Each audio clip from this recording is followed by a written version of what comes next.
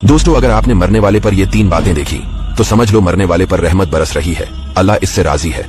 और अगर ये 3 बातें ना हो तो समझ लो इस पर अजाब हो रहा है।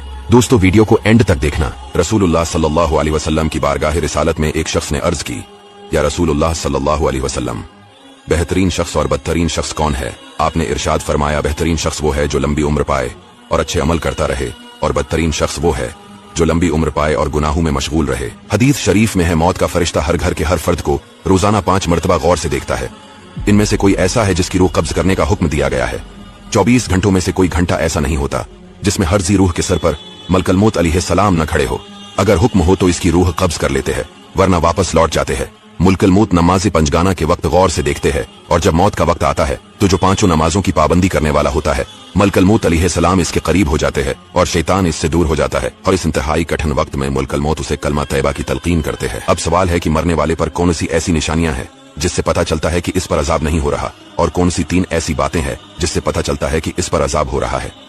हजरत सलमान फारसी रदियल्लाहु ताला अन्हु बयान करते हैं, मैंने रहमती कौनैन सल्लल्लाहु अलैहि वसल्लम को इरशाद फरमाते सुना, मरने वाले की 3 बातें देखो, अगर उसकी पेशानी पर पसीना आ जाए, आंखों में आंसू भर आए और नीथने फूले तो ये अल्लाह की रहमत है जो इस पर नाजिल हो रही है। और अगर जवान ऊंट के गला घटने की सी आवाज निकले, रंग फीका पड़ जाए और मुंह से झाग निकलने लगे तो ये अल्लाह का अजाब है जिसमें वो मुब्तला है।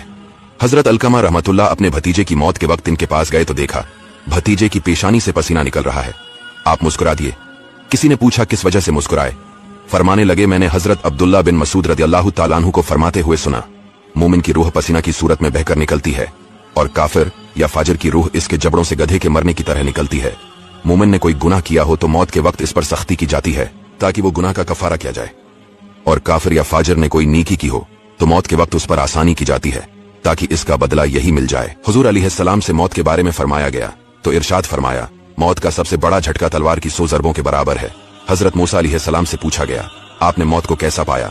जवाब दिया, इस शाख की मानंद जिसके साथ बहुत से कांटे हो और उसे मेरे पेट में दाखिल कर दिया गया हो, फिर इसे खींचकर मेरे पेट से निकाला गया हो। मरवी है कि नबी अलैहिस्सलाम ने हजरत मुल्कल मौत से पूछा, तुम्हारा कोई कासिद नहीं है जिसको अपने आने से पहले भेज दिया करो ताकि लोग मौत से डर जाएं? हजरत मुल्कल मौत अलैहिस्सलाम ने जवाब दिया, मेरे पास कसीर कासिद हैं, मसलन बीमारियां, बालों की सफेदी, बढ़ापा, देखने सुनने में फर्क आ जाना। जब कोई इनमें से किसी में मुब्तला होकर नसीहत नहीं पकड़ता और ना ही तौबा करता है तो मैं उसकी रूह कब्ज करते वक्त उसे पुकार कर कहता हूँ, क्या मैंने यके बाद दीगरे तेरे पास कासिद और डराने वाले नहीं भेजे? बस अब मैं आखिरी कासिद हूँ, मेरे बाद ही तौबा करता है, और मैं आखिरी डराने वाला हूँ, मेरे बाद कोई डराने वाला नहीं। अल्लाह ताला से यही दुआ है कि हमें मरते वक्त सरकार मदीना सल्लल्लाहु अलैहि वसल्लम